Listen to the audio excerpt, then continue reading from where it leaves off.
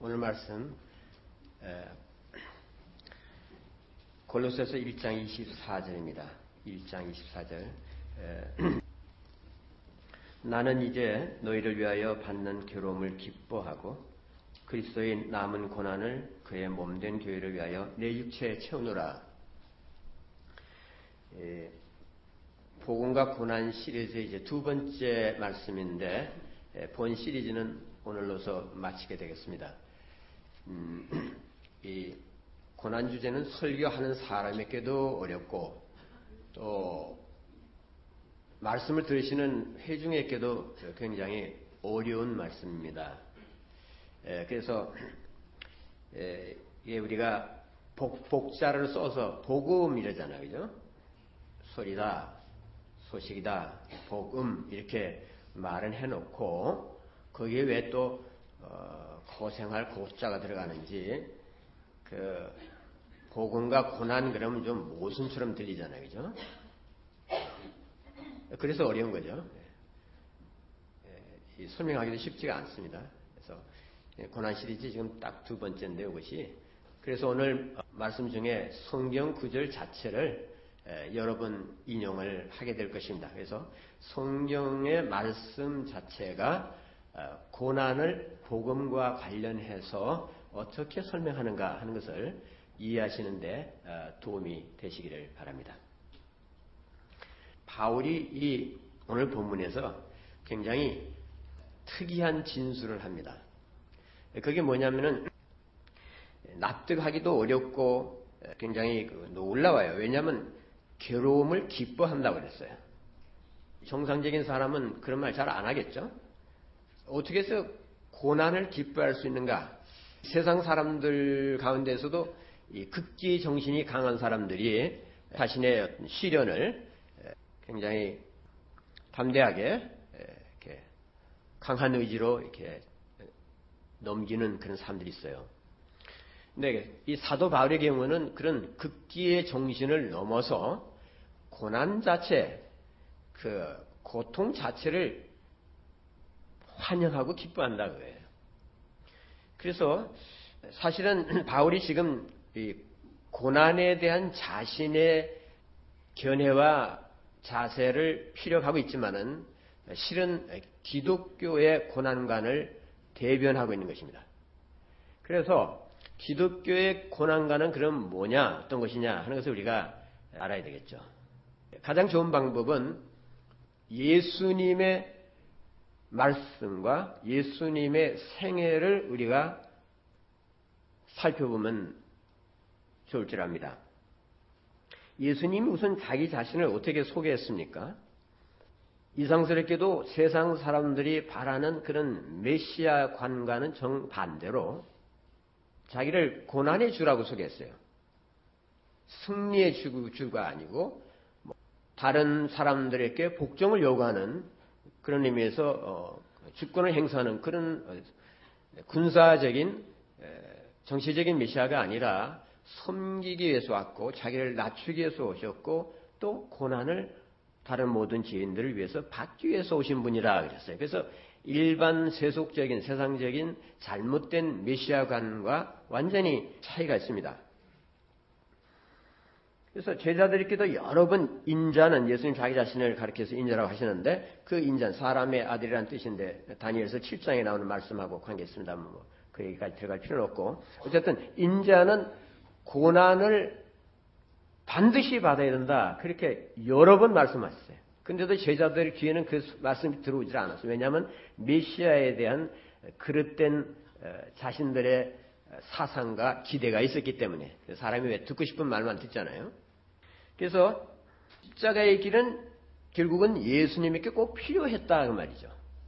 그 왜 십자가의 길이 예수님께 필요했는가? 그래서 우리가 복음을 잘 살펴봐야겠죠. 어쨌든 하나님께서 우리 인류에게 복을 내리기 위해서 우리 인류를 죄인들을 죄와 사망과 정죄와 지옥의 심판으로부터 우리를 구출하기 위해서 예수의 고난은 필요했다는 것입니다. 그래서 그 길밖에 없다는 거죠. 유일한 구원의 길이 제공되는데 그것은 예수 그리스도의 고난을 통해서 되는 것이라 그러죠. 그래서 예수님은 먼저 자기 자신이 낮아짐이 먼저 있고 그 다음에 받으시는 영광이 따른다고 하셨습니다. 그리고 실제로 그렇게 되셨죠. 근데 이제 문제가 뭐냐면 우리들은 이 순서를 다 싫어해요. 다들 뭐 영광 먼저 받기 원하잖아요. 그죠? 주님이 우리 문제를 금방 그냥 확 풀어주시기를 원하죠. 즉각적으로. 그래서 만사가 형통하기를 원해서 우리가 아주 좋아하는 말 가운데 만사 형통이 있잖아요. 그죠? 성경에 보면 형통하리라 이렇게 번역된 뭐 시편 같은데 그런 말이 많이 나오는데 그 말을 참 좋아하는 것 같아요. 또 그렇게 돼서 가르치죠, 물론. 과거 이 부흥사경에 이럴 때는 주로 강사들이 뭘 어떻게 얘기했냐면 예수만 믿으면 그야말로 복 받습니다. 근데 그 복이 뭐냐? 뭐 사람들이 원하는 그런 복이죠. 있잖아요. 뭐 사업 잘 되고 자식 잘 되고 뭐 결혼 잘 되고 이 모든 문제 다 풀린다는 거죠. 부부 문제 금방 해결되고 경제 문제 금방 해결되고 진급 뭐 진학 문제 없다. 예수만 믿으면 된다. 그런 식으로 해서 집회를 가졌어요. 요즘은 뭐 그런 식으로 부흥회를 잘 하지 않는 줄 알아요. 그래도 그와 같은 사상의 영향을 받은 말씀들이 교회 강단에서 지금도 요가되지 않은 채, 걸러지지 않은 채 계속해서 흘러나오고 있어요. 스타일은 바뀌었을지 몰라도 사상은 그대로 있다는 거죠. 뭐 한마디로 말하면 만사형통이에요. 예수 믿으면 잘 믿으면 뭐 복 받는다. 잘 믿는 게 뭐냐 하는 건 이제 별개의 문제겠죠. 근데 물론 궁극적으로 잘 되죠. 예수를 믿으면. 이 세상 자체가 신천신지가 될 거 아니겠어요? 다 경신되고 죄의 흔적이 없고 질병이 없고 뭐 부부 문제 뭐 이 가정 문제, 자식 문제, 뭐 돈 문제, 뭐 기타 질병 문제 이런 거 없죠. 그런 새하늘과 새 땅이 될 것입니다. 그런데 그렇게 되는 과정에 있어서 고난이라는 것이 포함된다 이거예요. 우리는 그 과정 싫다요. 과정 싫고 그냥 결론만 주세요 이거예요. 그래서 많은 사람들이 헛기도를 해요. 그렇게 해달라고 막 기도를 하니까. 그런 방법이 아니라고 예수님 오셔서 말씀하시는데도 불구하고 그 귀에 잘 안 들어오나 보죠. 어떻게 생각하냐면 예수를 우리는 믿는데 예수님이 우리를 위해서 행하신 그 모든 공적에 우리가 의존만 하면 된다. 예수께서 우리를 위해서 행하신 여러 가지 선행이 있고 또 뭐 그 고난이 있으신데 예수님 다 우리가 받을 고난 다 받으셨으니까 우리는 그저 예수님의 공적만 믿으면 된다. 예, 그렇습니다. 우리들이 구원을 받기 위해서는 그래야 됩니다. 신자들은 예수님이 가신 길을 따라서 살도록 하나님이 의도하셨어요. 이렇게 작정하셨어요. 그래서 하나님의 뜻이라고 그러죠. 우리가 하나님의 뜻을 알고 싶다고 많이 말하면서도 정작 성경에서 너무나 클리어하게 제시되고 명시된 하나님의 이와 같은 뜻에 대해서는 관심이 없어요. 베드로전서 3장 17절에서 말하기를 선을 행함으로 고난받는 것이 하나님의 뜻이라고 그랬어요. 잘 들으세요? 선을 행함으로 고난을 받는 것이 하나님의 뜻이라고 해요. 이것이 기독교예요. 선을 행하면 복을 받는다 이렇게 말해야 되지 않겠어요? 선을 행하는데 왜 고난을 받습니까? 자선을 하고 다른 어려운 사람을 도와주는데 뭐 내 얼굴에 침 뱉고 욕할 사람이 있겠어요? 여기서 지금 얘기하고 있는 것은 그 선행이라는 것은 복음과 관련된 것입니다. 그렇기 때문에 십자가에 뭐가 선한 것인가? 십자가의 복음을 전하는 것이 선한 것이고 내 육신의 소욕이 아닌 성령의 소원을 따라서 행하는 것이 선을 행하는 것이고 내 뜻이 아닌 하나님의 뜻에 자신을 굴종시키는 것이 하나님의 뜻이고 성령의 소원을 따라서 내가 주의 뜻을 이루는 것이 하나님의 뜻이고 이 세상의 불의가 아닌 하나님 나라의 의를 쫓아서 행하는 것이 선한 일이라 그죠. 그래서 고난이 오는 거예요. 왜 그런 일을 하면 고난이 오는가? 그것이 바로 악과의 싸움이기 때문에 그런 거예요. 악의 세력은 복음을 싫어해요. 예수님이 뭐 복음 전하시고 상 받으셨어요? 선지자들이 사도들이 복음을 전하고 어떤 대우를 받았습니까? 다 예외 없이 박해를 받았어요.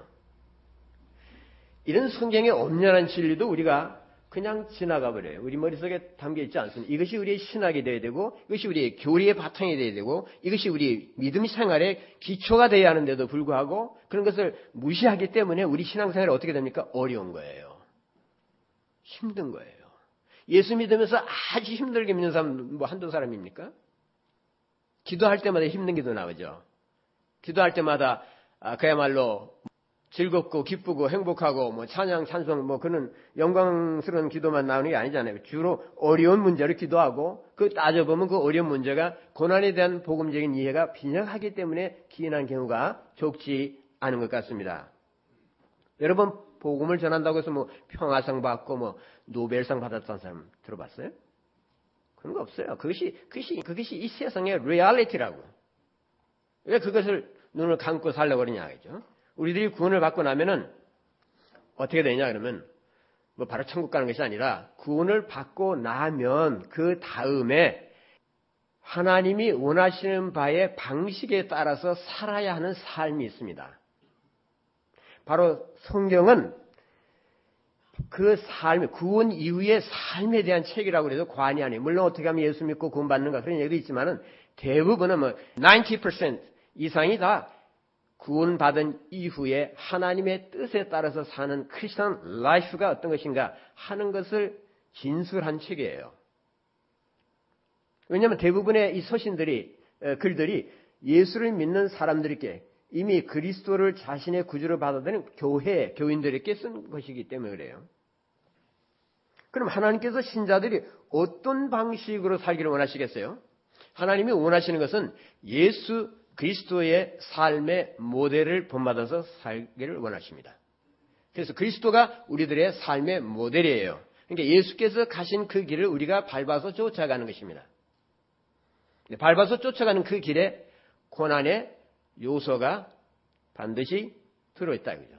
그 고난의 요소를 체험적으로 알지 못하면 나는 크리스천으로서 정통적인 교인이라고 볼 수 없죠. 적어도 신약교회가 말하고 있는 그런 교인들하고는 상당히 질이 좀 다른 것이죠. 그래서 예수님께서 일어난 일이 우리에게 그대로 적용이 돼야 합니다. 베드로전서 2장 21절을 보겠어요. 베드로전서 2장 21절 이를 위하여 너희가 부르심을 받았으니 그리스도도 너희를 위하여 고난을 받으사 너희에게 본을 끼쳐 그 자체를 따라오게 하려 하셨느니라. 제가 본을 끼쳐 그때 언더라인 했는데 그게 보이나 모르겠습니다. 자, 이 말씀을 유의하세요. 여기 보면은 예수님이 받으신 고난의 목적이 뭐라고 그랬어요? 우리들이 받을 그런 고난을 다 제거하기 위해서 예수님이 고난 받으셨다고 그랬습니까? 아니죠. 우리들의 모본이 되기 위해서 고난을 받으셨다고 그랬어요. 그러니까 우리에게 고난이 온다는 것을 전제한 말씀이죠. 그 고난을 받을 때 주님께서 어떻게 자신의 고난을 대하고 받으셨는지를 잘 살펴보고 그 모본을 따라서 그대로 행하라 그런 말이죠. 근데 우리가 그렇게 하고 있어요? 로마서 15장 5절과 6절도 보시겠습니다. 15장 5절 6절 이제 인내와 위로의 하나님이 너희로 그리스도 예수를 본받아 그것도 언더라인 된 거예요. 예수를 본받아 서로 뜻이 같게 하여 주사 한 마음과 한 입으로 하나님 곧 우리 주 예수 그리스도의 아버지께 영광을 돌리게 하려 하노라. 우리가 예수님을 본받는다 그러면은 주로 어떤 걸 생각합니까? 아마 친절하고 온유하고 자비하고 사랑이 많고 오래 참고 뭐 그런 것들을 생각하죠. 물론 그와 같은 예수님의 성품을 우리가 닮아야 합니다. 그런데 그와 같은 성품이 어떻게 오죠? 그 같은 성품은 고난의 삶이 없으면 올 수가 없어요. 고난을 통해서 오는 것들입니다. 왜냐하면 그 다 그런 성품을 우리가 소유하게 되는 것이 자기 부정이기 때문에 그렇거든요. 자기를 부정해야 돼요. 예수님이 제자들이 어떻게 살라고 가르쳤습니까? 누구든지 나를 따라오려거든 자기를 부인하고 자기 십자가를 지고 나를 따를 것이니라. 예수님은 어떻게 따른다고요? 그냥 맨손으로 따르는 것이 아니라 믿음 있습니다 하고 믿음만 내세우고 따르는 게 아니라 자기 십자가 지고 따르라고 했어요. 자기 십자가 지지 않으면 예수 따르는 거 아니죠. 자기를 부인하라는 말씀이죠. 그래서 그것이 고난이죠. 이 말씀은 저 자신을 물론 포함해서 우리 크리스천들이 가장 잘 순종하지 않는 말씀 같아요. 누구든지 나를 따라오려거든 자기를 부인하고 자기 십자기를 주고 나를 따라오려는데 그 말씀을 우리가 얼마나 순종하고 있어요. 그래서 우리가 이 말씀 앞에서 날마다 머리를 조아리고 사실 회개해야 합니다. 예수님께 사실이었던 것은 그의 제자들인 우리들에게도 사실로 적용되어야 합니다.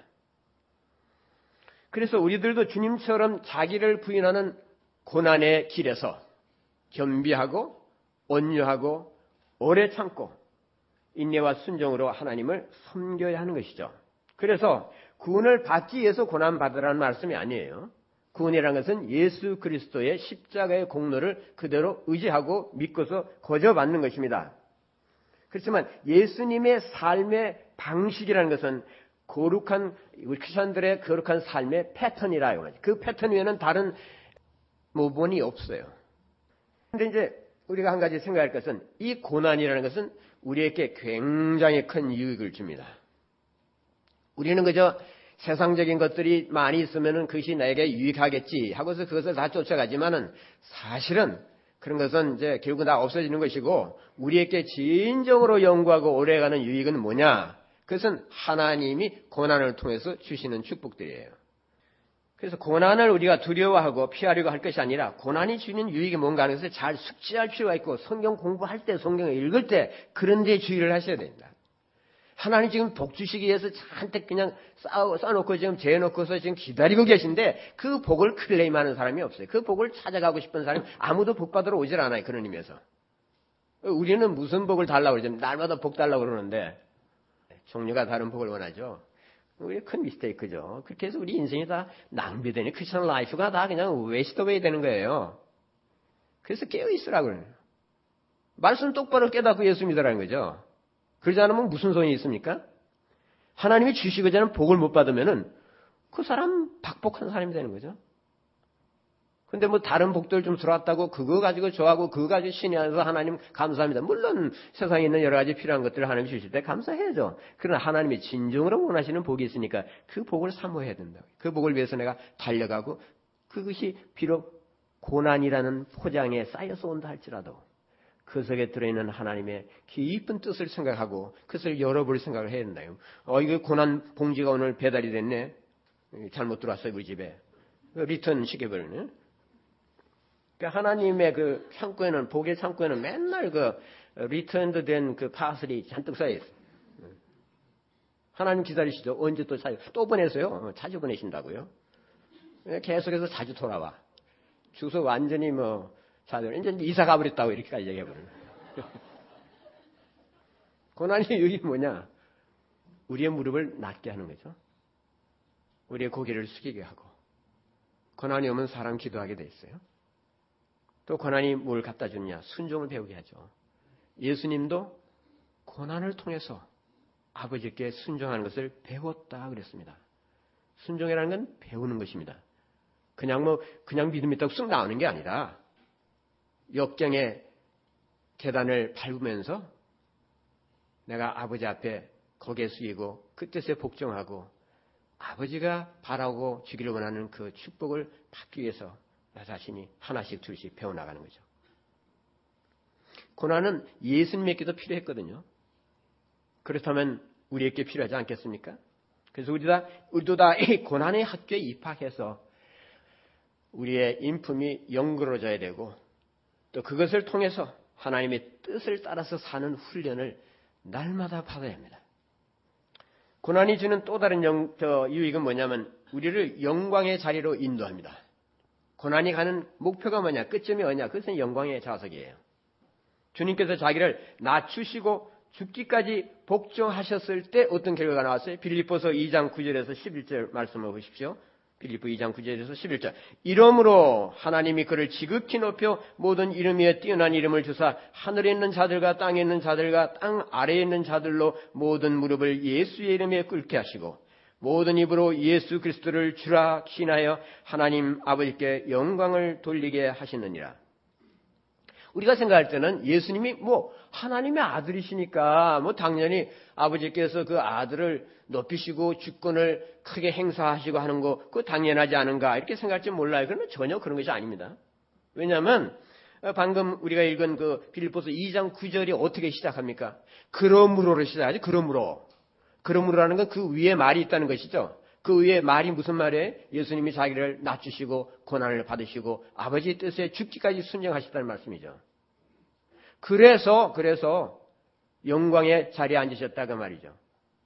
예수께서 십자가 이후에 부활승천 하셔서 받으신 자기의 상이었습니다.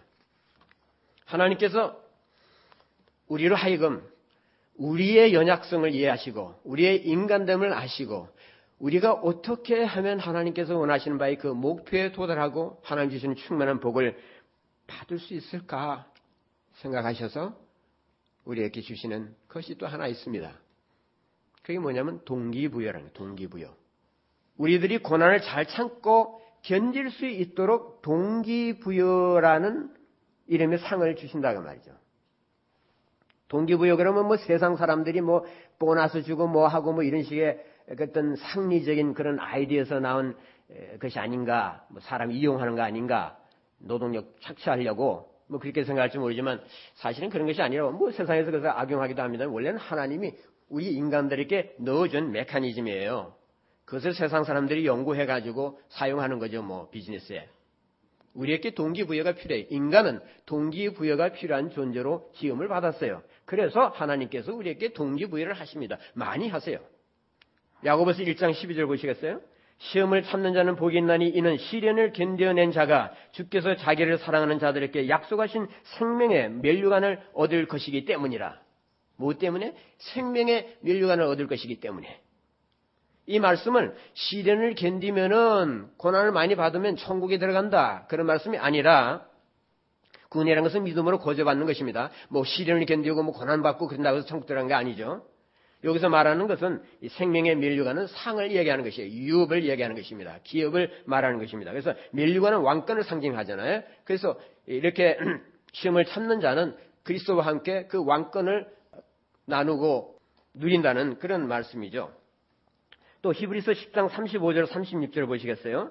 그러므로 너희 담대함을 버리지 말라. 이것이 큰 상을 얻게 하느니라. 너희에게 인내가 필요하면 너희가 하나님의 뜻을 행한 후에 약속하신 것을 받기 위함이라. 여기서도 약속하신 것은 구원받는다는 얘기가 아니죠. 그 문맥으로 분명하잖아요. 앞에서 이것이 큰 상을 얻는다. 무엇이? 너희 담대함을 버리지 않을 경우에. 그래서 그 큰 상이 바로 약속하신 것이죠. 그러니까 우리들의 구원은 우리의 뭐 인내나 선행으로 받는 것이 아니고 거기에 대한 대가로 받는 건 아니죠. 히브리 교인들이 이미 예수 그리스도를 믿는 사람들이었어요. 그 사람이 이미 믿음이 있었어요. 그러나 그들이 그런 박해에도 불구하고 어려움을 많이 겪었는데 그럼에도 불구하고 서로 친절을 베풀고 자선을 베풀고 서로 불쌍히 여기고 고난에도 불구하고 후한 사랑 속에서 그리스도에 대한 믿음을 꺾지 아니하고 계속 유지하고 있으면 그러면 약속된 유업에 어떤 상을? 큰 상을 얻는다고 그랬어요. 무슨 말이에요? 그렇게 하지 않으면 큰 상이 없다는 뜻이죠. 성경에 너무나 명백한 말을 그냥 뭐 이렇게 저기 이리저리 복잡하게 만들 필요 없어요. 있는 그대로 보시면 되는 거죠. 뭐 사실상 예수님께서도 이 말은 좀 놀라울지 모르겠어요. 처음 들으신 분들은 예수님께서도 자신이 받으실 상을 생각하고 십자가를 하셨어요. 히브리서 12장 2절을 보시겠어요? 믿음의 주요 또 온전하게 하시는 이인 예수를 바라보자. 그는 그 앞에 있는 기쁨을 위하여 십자가를 참으사 부끄러움을 개의치 아니하시더니 하나님 우편 보좌의 우편에 앉으셨느니라. 여기 보니까 그 앞에 있는 기쁨을 위해서 십자가를 하시고 고통을 참으셨다고 그러는데 그 앞에 있는 기쁨이 뭡니까? 우리들이죠. 우리들. 십자가를 통해서 구속받을 하나님의 자녀들이 있을 것을 바라고 믿고 또 그것이 하나님의 약속이니까 또 그 후에 영광의 보좌 하나님 우편 보좌에 앉으실 것을 생각하시고 십자가의 고통과 수치를 참으셨다고 그랬잖아요. 얼마나 큰 동기부여예요. 하나님이 뭐 무정하게 무조건 뭐 이렇게 해야 된다 그러시는 분이 아니죠. 박해는 상을 가져옵니다. 상을 가져오는 전령이에요. 주님을 위해서 하나님의 나라를 위해서 받는 시련은 반드시 하나님의 칭찬이 있어요. 하나님의 상이 있어요. 하늘의 상이 크다고 했습니다. 마태복음 5장 12절을 보시겠어요? 기뻐하고 즐거워하라. 하늘에서 너희의 상이 큼이라. 너희 전에 있던 선지자들도 이같이 박해하였느니라. 우리가 그리스도를 위해서 모욕을 받고 박해를 받으면은 하나님부터 상이 있을 것을 기대할 수 있다는 얘기죠. 그리고 기뻐해야죠. 하나님은 우리에게 무조건 순종하라, 무조건 나를 따르라, 무조건 희생하라, 무조건 복종하라, 무조건 인내하라, 무조건 자기를 낮추라, 그렇게 말씀하시는 분이 아니에요. 감당할 수 있는 능력도 주시고 이와 같은 동기부여를 통해서 우리를 격려하십니다. 그래서 바울은 디모데에게 말하기를 오직 하나님의 능력을 따라, 하나님의 능력을 따라. 능력 받는다는 얘기죠. 능력 받아서 그 능력을 가지고 복음과 함께 너 죄와 함께, 죄 때문에 받는 것이 아니라 복음 때문에 복음과 함께 고난을 받으라, 그렇게 말했어요. 복음 때문에 받는 고난에 하나님이 공급하시는 능력이 있다는 것입니다. 격려를 하시는데 그 격려의 방법이 뭐냐? 상이 있다는 것이에요.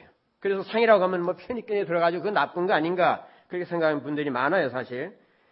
근데 사실은 상의 아이디어는 구약에서부터 계속해서 내려오는 것입니다. 히브리 민족의 피와 살 속에 깊이 젖어 있는 거예요. 굉장히 중요한 주제죠. 사실상 상에 대해서 가장 많이 가르치신 분이 누구예요? 예수 그리스도예요. 그럼 예수님이 그렇게 가장 많이 가르친 가르침을 왜 그걸 관심 안 갖고 그냥 뭐 그런 거 얘기하면 뭐 이상하게 생각한다든지 믿음이 낮다든지 뭐 이렇게 유치하게 본다든지, 물론 뭐 이렇게 상업주의적으로 부흥사들이 뭐 상상해가지고 아주 밭을 벼러놓은 건 사실 버려놨어 완전히. 그렇지만 그 밭 그냥 포기하고 새로 읽어야죠. 성경 말씀대로. 예수님은 그를 따라가기 위해서 자기 십자가를 지고 가는 제자들에게 뭐라고 말씀하시냐? 인자가 아버지의 영광으로 그의 천사들과 함께 오리니 그때 각 사람이 행한 대로 갚아주리라. 행한 대로. 하나님께서는 우리가 행한 것이 악행이든 선행이든 그대로 갚아주십니다. 악은 악행에 따라서, 선은 선에 따라서, 그 양에 따라서 갚아주시는 하나님은 우리에게 큰 격려도 되지만 아주 큰 경고도 됩니다. 그리스도를 위해서 고난받는 자들에게는 하늘의 상이 쌓여져 있다고 예수님이 직접 말씀하셨어요. 그래서 주님의 재림 때 그런 사람들에게는 어떨까요? 주님 위해서 고난을 당하고 하나님 나라를 위해서 희생하고 피땀을 흘린 그 사람들은 어떻게 해서 아주 즐거워할 것입니다. 물론 모든 신자들이 다 기뻐하죠. 그거 뭐 당연한 얘기예요. 그렇지만은 주 예수를 위해서 살지 않고 고난 겪지 않고 자기 중심적으로 편안하게만 산 사람들은 부끄러움도 함께 당한다고 성경에서 말하고 있어요.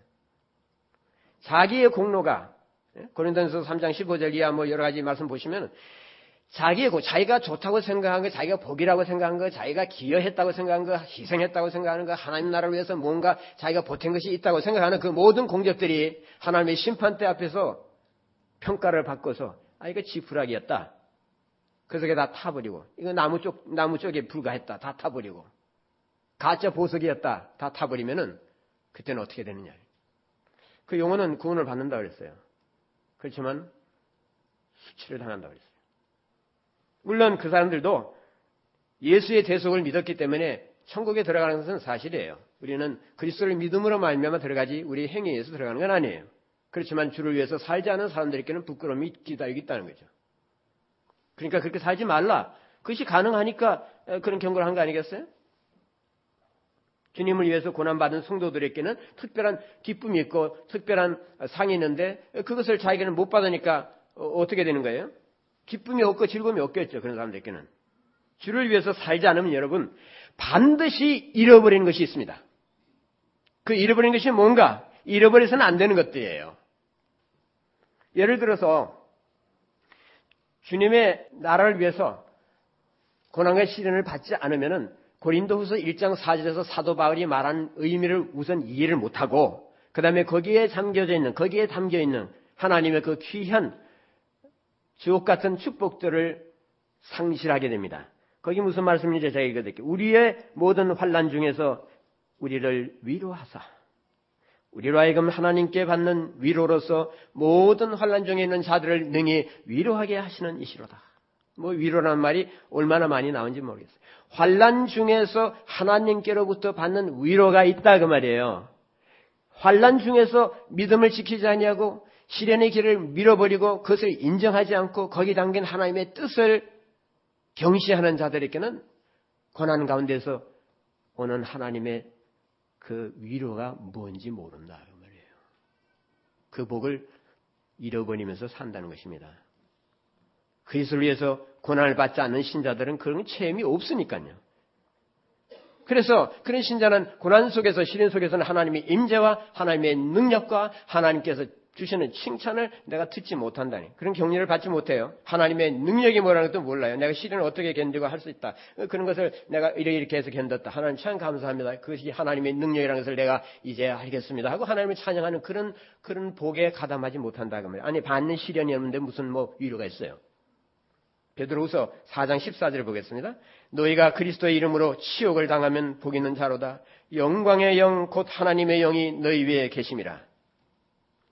여러분, 주의 이름을 위해서 그리스도의 복음을 위해서 하나님의 뜻을 위해서 내가 당하는 모욕이 없으면은 영광의 영 곧 하나님의 성령께서 내 위에 임재한다는 것을 알지 못하지 않겠습니까? 주님을 위해서 살지 않으면 그런 축복을 받지 못하는, 그걸 상실하는 거예요. 그 많은 축복들을.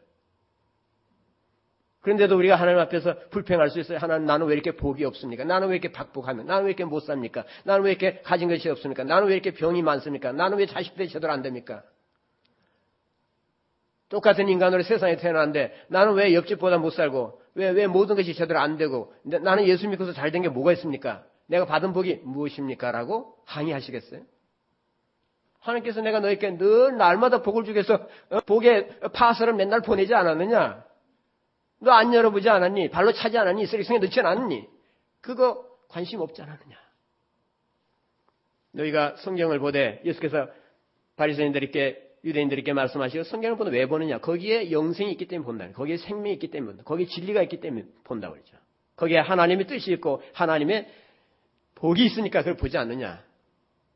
여기 이렇게 쓰여진 것을 읽어보지 못하였느냐 이렇게 말씀하셨잖아요. 그런데 성경을 읽는데 어떻게 읽느냐 중요한 거죠. 무엇을 읽느냐 중요한 것이고 무엇을 이해하느냐 중요한 것이고 성경에서 말하고 있는 복을 찾아서 그것을 따라가야 되고 그것을 받는 것이 하나님의 뜻이잖아요.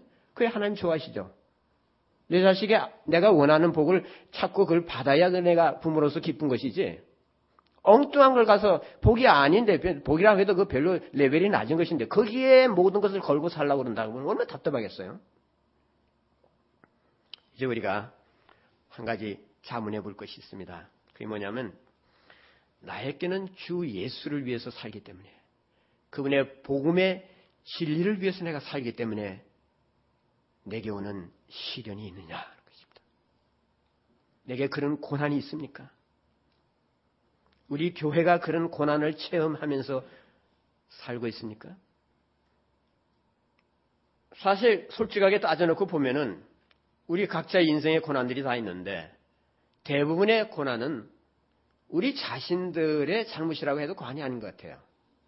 우리의 죄 때문에, 우리의 오판 때문에, 상황을 잘 모르고서 판단 잘못한 것 때문에, 잘못된 결정 때문에, 뭐 그런 것 때문에 오는 고난이 더 많은 것 같거든요. 그렇지 않으면 그죠? 이 세상에, 이 불완전한 세상에, 죄악된 세상에 태어났으면 누구나 겪을 수 있는 그런 인생살이의 고통들. 막 그것이 고작이 아닌가 싶어요. 근데 여기서 사도 바울이 말하고 있는, 본문에서 말하고 있는 고난은 그런 것이 아니고 예수 그리스도의 복음과 관련된 것입니다. 하나님의 구원 목적과 하나님의 구원의 뜻과 관련된 것이에요. 그래서 주님이 가르침과 그 모본을 따라서 살려고 하기 때문에 오는 고난을 얘기하고 있는 것입니다. 그래서 그 고난 속에서 하나님 주시는 기쁨이 있고 능력이 있으니까 하나님의 그 가까우심이 있으니까 하나님의 그 임재를 즐겨라 그러는 거죠. 물론 하나님께서는 우리가 겪는 이 보편적인 고통들 또 내 잘못 때문에 여러 가지 그 상황적인 시련들 그것에 대해서도 하나님은 자비하셔서 동정하세요. 너무 그랬으니까 너 잘못이잖아. 너 싸다. 그렇게 말씀하시는 분은 아니거든요. 그런 마음을 가지신 분으로 십자가 가실 리가 없잖아요. 우리의 모든 잘못과 우리의 모든 실수와 우리의 모든 오판과 이 어리석음을 하나님께서 오래 참으시고 동정하세요. 그래서 하나님께서는 그 모든 우리의 실수와 우리의 불필요한 고난을 통해서도 선을 이루실 수 있는 분입니다. 그것을 은혜의 통로로 삼으실 수 있어요. 그러나 신약에서 집중적으로 다루고 가르치는 문제는 뭐냐면 그리스도 안에서 복음 때문에 당하는 고난입니다. 거기에 대해서 우리가 얼마나 알고 있어요? 신약은 목이 터지라고 얘기하고 있는데 우리는 거기에 대해서 뭐 전혀 들리는 것도 없고 무슨 소리 하나 싶고 듣고 싶지 않고 그런 상황에 대해서는 굉장히 유감된 일이겠죠. 근데 실제로 그리스도를 위해서 그리스도 때문에 하나님의 뜻을 성취하기 위해서 하나님의 그 복음의 그 진리를 붙잡았기 때문에 그것 때문에 고난을 당하는 사람들을 보면은 대체로 잘 감당하는 편이에요. 그렇지 않은 사람들은 인생 고난들 가지고 막 너무나 그냥 힘들어하는데 자승자박의 고난을 놓고서 주님이 주신 십자가라고 뭐 고난이라고 뭐 이것이 육체의 가시라고 그냥 미화시키거나 그것을 영성화시키는 일을 조심해야 됩니다. 하나님이 말씀하시는 시련 가운데 있는 고통도 이런 것에 대한 가르침을 완전히 이게 경시하는 그런 자세가 아니겠어요? 우리에게는 내 이름이 아닌 주 예수 이름과 주의 복음 위해서 가는 고난이 있어야 되고 그 다른 모든 내 잘못으로 나의 죄 때문에 일어나는 고난에 대해서는 우리가 주님 보고 뭐 주여 주여 하고 불평하거나 괴로워할 것이 아니라 회개부터 해야 되는 거죠. 내가 이거 어리석어서 이랬습니다. 하나님. 성경 말씀 내가 거꾸로 읽어서 이렇게 된 거예요. 저의 미련함을 긍휼히 여기소서 하고 이게 깨닫게 해달라고 그러고 이 자복을 해야죠. 그런 거 놓고서 회개해야 되는 거 아니겠어요? 우리는 그러한 고난 속에서 하나님의 위로를 체험하고 주님이 허락하셔서 오는 그런 복음 때문에 오는 고난 때문에 거기서 하나님의 위로를 체험하고 하나님의 합당한 자녀라는 것을 인정을 받아야 됩니다. 그래서 그와 같은 교인들로 채워진 그 교회가 좋은 교회예요. 그 교회가 강한 교회입니다. 그 교회에 하나님이 임재하시고 하나님의 영광이 드려지고 그런 성도들의 심령 속에 하나님이 강력하게 역사하셔서 복음의 진리라는 것을 내가 구원 받았다는 것을 더블로 확인시켜 주시고 그래서 그리스도 안에서 인생은 살 가치가 있다고 고백하게 하는 것입니다.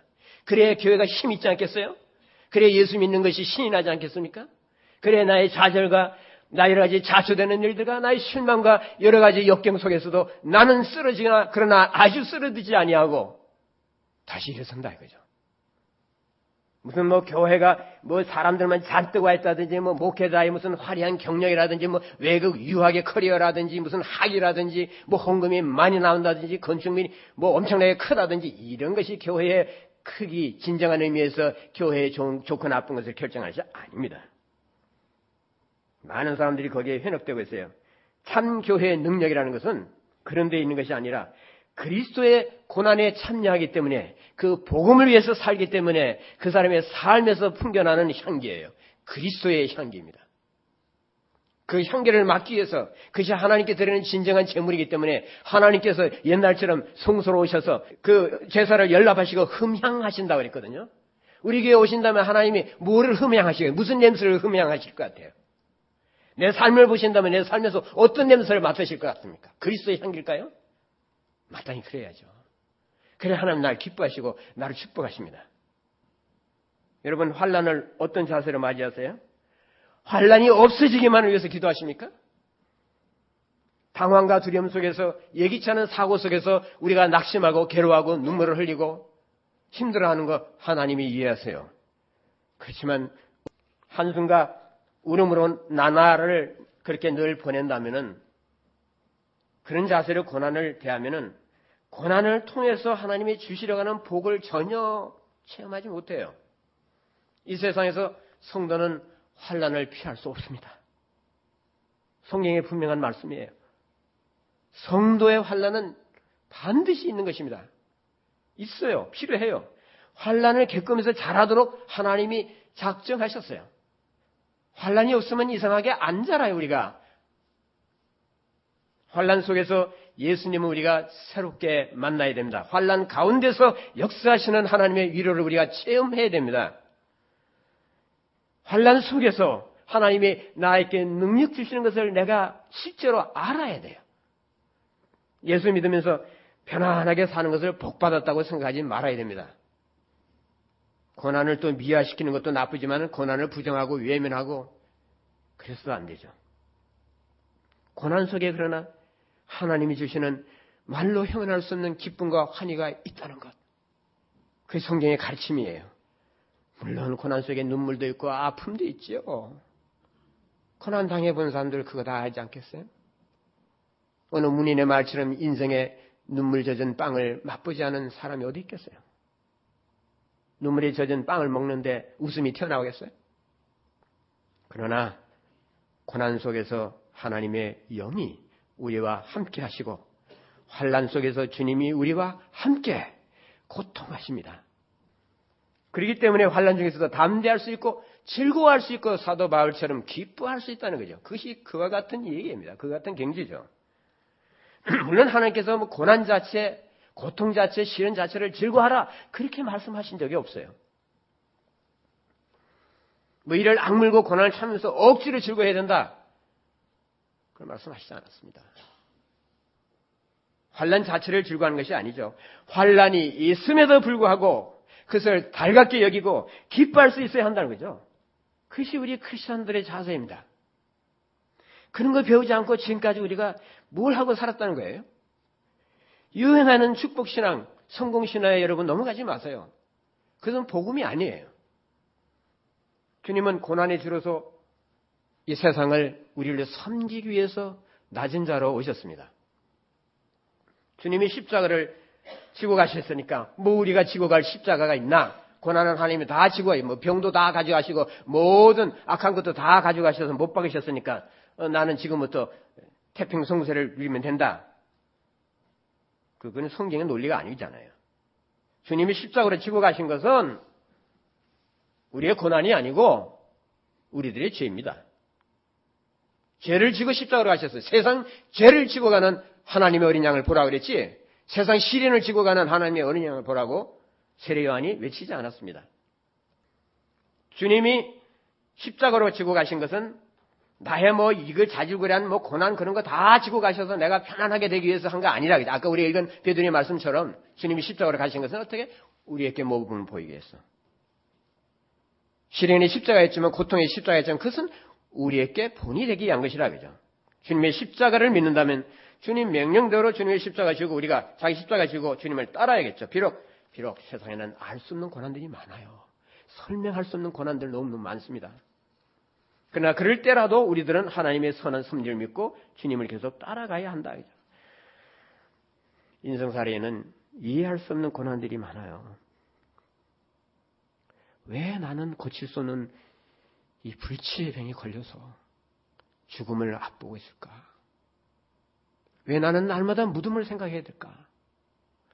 왜 나는 나도 멀쩡하고 내 아내도 멀쩡한데 왜 내가 낳은 자식은 그렇게 지체화가 되고 정신적인 결함이 있을까? 왜 나는 잘못된 배우자를 만나서 이 평생을 이렇게 고통을 받으면서 살아야 하는가? 왜 나는 장사 이렇게 안 되는가? 뼈 빠지게 벌려고 애를 썼는데 왜 이렇게 안 되는가? 왜 나는 그때 그 장소에서 그런 변을 당했을까? 왜 나는? 그런 말 끝없이 이어집니다. 그러나 우리 편에서는 이해할 수 없는 고난이라 할지라도 하나님 편에서, 주님 편에서 이해할 수 없는 고난은 없어요. 주님께서는 어떤 불행도 그것이 뭐 나의 잘못이건 타인의 잘못이건 그 누구의 잘못도 아니든지 간에 그 모든 시련을 우리들의 이익을 위해서 은혜로 사용하실 수 있는 분입니다. 우리는 화가 복이 될 때까지 역사하시는 하나님의 불절의 사랑과 그분의 주권적인 능력과 그분의 섭리를 믿어야 합니다. 고난 가운데서 기뻐하는 것 무엇을 의미하는가? 그것은 우리가 복음을 깨달았다는 증거예요. 예수님의 고난의 삶이 우리들의 삶의 패턴으로 이어질 때 그때 나는 비로소 하나님이 어떤 분이라는 것을 깨닫고 그분의 능력이 무엇이라는 것을 알고 내가 가는 길이 옳은 길이라는 것을 확신하게 됩니다. 그리고 나는 내 삶의 진정한 의미를 체험합니다. 우리는 고난이 없기를 바랍니다. 그러나 우리가 고대하는 하나님 나라의 영광은 고난의 오솔길을 거쳐서 가는 길이에요. 고난의 뒤안길에서 우리는 하나님을 만나고 고통의 아픔 속에서 우리는 성령을 체험합니다. 환난의 고독 속에서 우리들은 천사의 시중을 받습니다. 왜 고난이 꼭 필요한지는 언젠가 때가 되면 지금보다는 훨씬 더 선명하게, 온전하게 이해하게 될 것입니다. 우리가 주님의 얼굴을 서로 맞대고 만날 그날에 우리는 내가 겪었던 고난의 의미를 다 깨닫게 되고 또 이 세상이 가졌던 고난의 의미까지도 알게 될 것입니다. 그러나 지금은 다 알지 못하지만 고난의 길을 가신 우리 주님을 붙들고 살아야 합니다. 고난 속에서 하나님의 임재와 위로와 능력의 공급이 있다는 그 약속을 말입니다. 그리고 우리 주 예수 그리스도의 복음을 위해서 희생한 나의 피땀들이 언젠가는 하늘의 보상으로 주님의 피 묻은 손을 통해서 나에게 넘겨질 날이 있을 것을 또한 믿어야 하고 착하고 잘하였도다 충성된 종아 라고 칭찬하시는 그 주님의 음성을 듣는 그 날을 위해서 오늘도 우리는 주께서 허락하시고 작정하신 고난의 길을 담대하게 걸어가야 합니다. 자기 십자가를 지고 사는 삶 광야의 삶과 같습니다. 그러나 광야를 지나지 않으면 가나안에 닿을 수 없습니다. 광야의 고통은 그래서 의미 있는 고통이에요. 주님을 따라가는 갈보리 길은 자갈이 있고 가시밭길이 있고 내 무릎을 깨지게 하는 일들이 있고 내 눈에서 눈물이 쏟아지게 하는 일들이 있어요. 그렇지만은 그 길은 주님의 임재와 성령의 위로가 내리는 승리와 영광의 길입니다. 그래서 우리들의 고난들이 마침내 축복으로 변환되는 그날이 올 때까지 나의 모든 화를 모아서 복이 되게 하시는 하나님의 그 놀라운 사랑의 승리가 드러나는 그날까지 우리는 자비하신 주님께 소망을 두고 살아야 합니다. 그래서 우리도 마침내 사도 바울처럼 우리의 시련을 기뻐하느라고 고백할 수 있어야 합니다.